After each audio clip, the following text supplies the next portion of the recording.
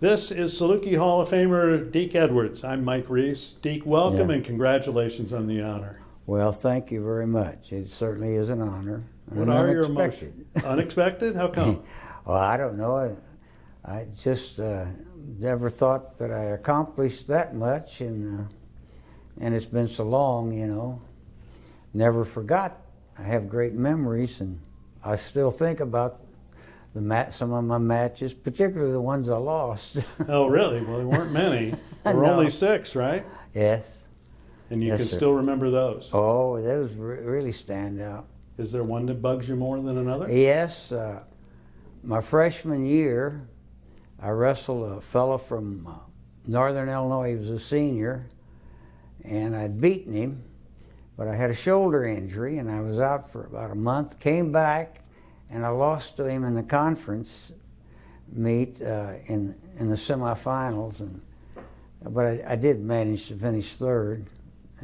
But that's a disappointment, because that would have made me a 4-time conference champion, but I was able to manage 3. But it was important, I think, to me, because we had beaten Northern in a dual meet, but we lost to them in conference, and I hope that wasn't the difference. Is there a match that you won that you still remember? Oh, yes, several. I remember John Rollins. He was from Central Michigan, and he won the NAIA, I think, a couple times, and I beat him twice, and those were some of the toughest matches. And I guess just winning the conference going to the conference finals and beating guys that were older than you or ahead of you in school and you'd heard about, and beating U of I and Northwestern and those, Wisconsin. The Big Ten schools were always fun to beat. And you guys did. And yes, we you're did. also wrestling Oklahoma and Oklahoma State, who were the national powers. Yes, that's right. That's the only dual meets while I was here that we lost to Oklahoma State. And actually, my senior year, I really think we should have beaten them, but we didn't. The other times, they were always great meets, real close matches, 1 or 2 point matches, but they won most of them.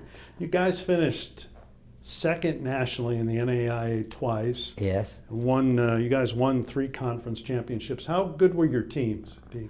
Well, they were actually good when I came here in the upper weights, but they were sort of weak in the lower weights. And I came that year, and Rich Irvin and Jim Bledsoe, who I won several championships, and and Dick Frankenberger had transferred from Purdue. His father had passed away, and he went home for a couple of semesters, and then he transferred down here, and then after that the recruiting really picked up. Sure. They had a great team at Oaklawn. Yeah, Oaklawn. In I guess it was '59. We got about 4 or 5 of those. Ken Houston and Beckett and Bulow and Coniglio. And of course, then Millard came, and Christoph, and things just got better and better. And of course, Marion Rushing, he wrestled. Oh, I didn't know that. Marion Rushing he's the greatest athlete I ever knew. He came here on a basketball scholarship, played 3 years, never wrestled in high school, decided he wanted to wrestle. He said he always wanted to wrestle, but they didn't have it in high school at Pinckneyville. And he stayed that extra year, 5th year, and he went to the semifinals of the NCAA and was injured in the first period, lost on a disputed takedown to Art Baker, who won the Nationals. Marion went to the hospital, and of course Art Baker went to the finals there and won, but it was, he was a tremendous athlete and never wrestled until the year before. Darn. Deke, people can't believe you accomplished what you accomplished and you couldn't see. And these people are all people who can see. Yes. And they can't believe that you accomplished what you did, which was 45 wins in 51 matches. Can you believe? Were you impressed with what you did? Well, no, not really. See, I came and I knew we were going to, in high school, supposedly you started with your fingertip touch, but believe me, as we got better. We didn't start wrestling at the School for the Blind. That's where I went to high school after I lost my sight, Right. and we finished my senior year. We finished second in the state, Missouri, and we only had 8 kids on the team, and the full team was 12. But I guess it was something.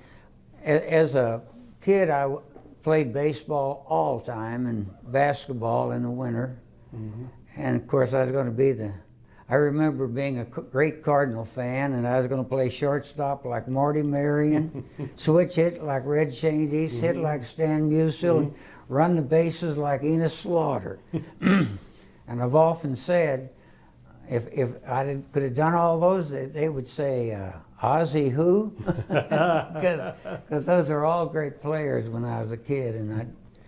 But I lost my sight, and I guess wrestling, I guess I just had kind of competitive, and I went to the school for the blind, very small school. We only had about 45 in high school, and it was I wrestled. I started wrestling in gym class. The coach taught gym class, and I started wrestling, and then when I was a freshman, that's when I actually went out for wrestling on the team, and I did fairly well.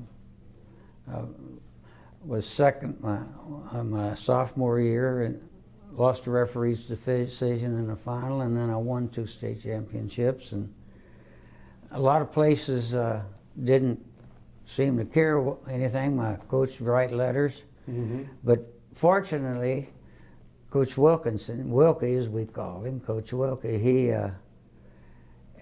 I think I actually refereed a couple of my matches because he did some refereeing and scouting at the same time. And of course I came down here in the spring, and the following year, my freshman year, I came down as a visit. Right. And but Wilkie had gone back to Indiana to get his doctorate, and Bob Franz was assistant coach and had taken over as head coach for that year. And we knew that they were going to do all kinds of things, because we just shook hands, and at that time we crossed the circle and we were 10 feet apart. It started. Now they start a lot closer, about 1 meter they're supposed to. And so we knew that, I don't blame the guys. They wanted to win.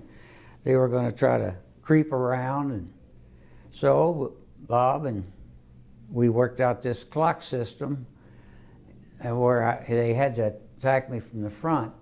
12 was straight ahead, and 11, 1, and Bob was constantly calling the clock for me to keep the guy in front of me, so I knew where he was going to attack from. And Lee Grubbs, who was an SIU, a great wrestler, and may have been tactically, he might have been as great a wrestler as SIU ever had. Now, he never went to the Olympics like Larry, and he didn't win nationals like Donnie and Millard and place like, but he was he helped me figure out my stance, and and these guys would really work. I think they laid awake at night trying to dream up something to spring on me, in practice that somebody might. And I think probably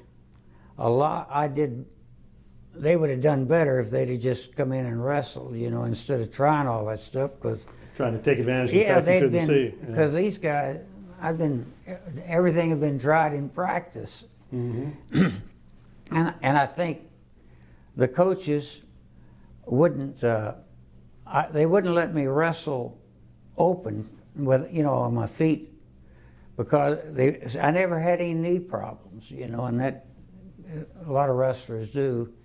And I think a lot of that was, I would wrestle guys my weight, or maybe a couple of weight classes. Mm-hmm. They didn't want them hitting my knee from way out, some big guy, Mm-hmm. And I wanted it at the time, but I never had knee problems, so I guess it worked. So I'm trying to picture a match. Somebody leads you onto the mat? No, they just walked me to the edge. Walked you to the edge, and then you walk the rest of the way? Yeah, I walked right out to the center. And shook hands? Yes, we shook hands, and we crossed the circle. I was facing my bench, and he was facing his, and then somebody would yell, 12 o'clock. Yeah, and you knew to go straight.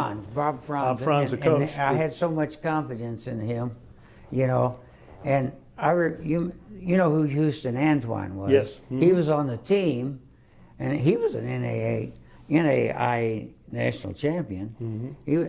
He didn't wrestle in high school, but Bob would get those. He was a line coach, and he'd make his linemen come out and wrestle until Christmas. Oh, okay. And out of that, he got, rushing and Houston Antoine. Mm-hmm. Now, Houston didn't wrestle his senior year because he had a back injury, and he knew he was going to probably be drafted, and he didn't want to risk it. But, yeah, I remember one match, and I think it might have been Eastern Mission, but I'm not sure. One of the guys started calling numbers, and I was so right into Bob Franz's voice, I didn't even hear the guy.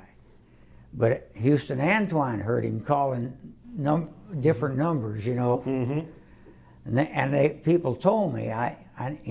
Houston never told me, but other teammates told me that he got up, walked over very calmly, bent over and said something to that guy, and the guy never called another number. I don't know what he said, but I think I would have shut up too.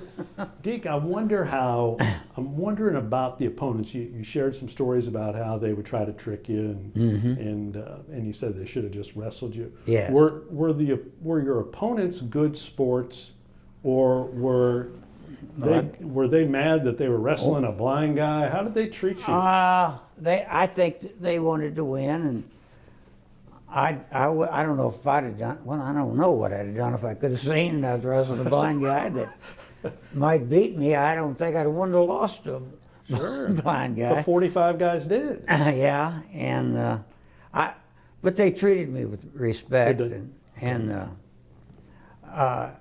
but I particularly enjoyed beating the Big Ten schools and Sure. The bigger schools.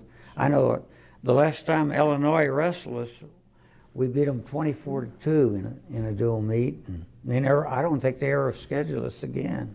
If you were wrestling now and did the things that you did at Southern with all the social media and all the media that's out there, you would be a national story. Well, what was it like then? Were you the talk of the campus? I don't know if I was talking to the campus. I know I got interviews constantly, and I didn't like it. But I think it actually helped the team, being interviewed. The stuff was Associated Press, and some guy came from the Chicago Tribune and followed me around and he didn't stay with me, but we ate together and everything for a week. Oh, boy. And they did the weekend magazine thing. And that probably helped the team. But my teammates were all for that because, they were mentioned in the articles too. And I think just a school being mentioned often in the newspapers made people aware, kids that may not have come here. Well, SIU has a pretty good program, and we were winning. Sure. We didn't lose very often. Sure. Well, it's a great story, and congratulations to you. It is Well, well deserved and a long time coming. And thank you very much for doing another interview, even though you don't like doing interviews. We Well, appreciate the time. I felt that it was kind of my duty. I know my old superintendent was sort of a mentor for me and at the School for the Blind, and I admired him a lot. And I told him, you know, I wasn't real wild about doing them. He says, yeah, but it may help SIU, it may help you, it may help some blind person down the road. And I thought, well, yeah, maybe so. Exactly right. It was Exactly kind of, felt kind of my duty. Same here, too. Thank you, Deke. That's Deke Edwards, Saluki Hall of Fame. But thank you.